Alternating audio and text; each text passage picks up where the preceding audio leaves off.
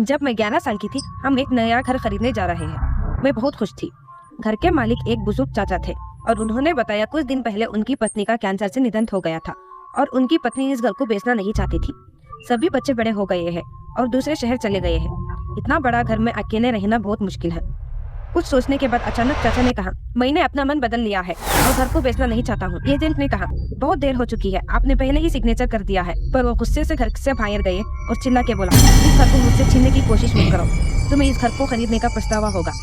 मेरे पिता एक आर्मी ऑफिसर है, ड्यूटी के लिए दूसरे शहर चले गए और मेरी माँ अकेले ही मेरा भाई और मेरी देखभाल करती थी। उस घर में लगातार अजीब चीजें होती थी और हम बकरे की मैं की आवाज से जाग जाते थे। बकरे की चिल्लाने की आवाज पूरी रात आती रही। हमें अपने पड़ोसी से पूछा, आपके यहाँ कोई बकरा है? उसने कहा, यहाँ पर कोई भी जानवर नहीं पालता, हमारे पास दूसरा रास्ता नहीं है, खुद का ध्यान रखना पड़ेगा। घर में कुछ तो अजीब है। घर में नीचे के कमरे में मैं और मेरा भाई रहते हैं और जल्दी ही जन्म लेने वाला बेबी भी होगा और बीच के हिस्से में स्टोर रूम है। ऊपर के कमरे में जो कि रसोई हॉल और मेरे माता पिता का कमरा है। एक रात मैंने और मेरा भाई ने अपनी माँ के रूम में सोने का फैसला किया। हम सो रहे थे, हमने नीचे से एक तेज चीख सुनाई दी। मेरे पिता मदद के लिए चिल्ला रहे थे और हमारा नाम भी पुकार रहे थे।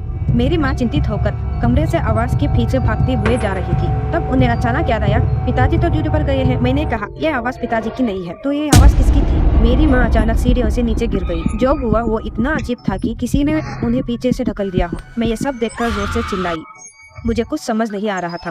फिर मेरे भाई ने तुरंत मदद के लिए एम्बुलेंस को कॉल किया। फिर मैं अपनी माँ को देखने के लिए नीचे की ओर भागी और भैया ने उन्हें उनके कमरे में वापस ले जाने के लिए मदद की। फिर जब पुलिस और एम्बुलेंस आए तो मेरी माँ को हॉस्पिटल ले जाया गया और 2 पुलिस ऑफिसर ने उस रात हमारी देखभाल की। माँ सीढ़ियों से गिरने की वजह से बेबी को डॉक्टर बचा नहीं पाए। और जो बहुत डरावनी है, मेरी माँ के पीठ पर एक हथेली का निशान पाया गया। किसी ने पीठ पर जोर से धक्का देने का निशान था। पुलिस ने हमारे घर पर अच्छी तरह से जांच की, पर कोई भी सबूत नहीं मिला क्योंकि हमारे तीनों के अलावा घर में कोई नहीं था और केस ऐसे ही अनसुलझा रह गया। उस साल हम सब ने बहुत कठिन समय बिताए, खासकर मॉम ने अपने बच्चे को खोने के बाद गहरी सोच में चली गई। फिर कुछ महीने के बाद उन्हें थोड़ी सुधार मिली। फिर हमने घर बदल लिया, लेकिन घर बदलने से पहले घर में अभी भी अजीब घटनाएं होती रही।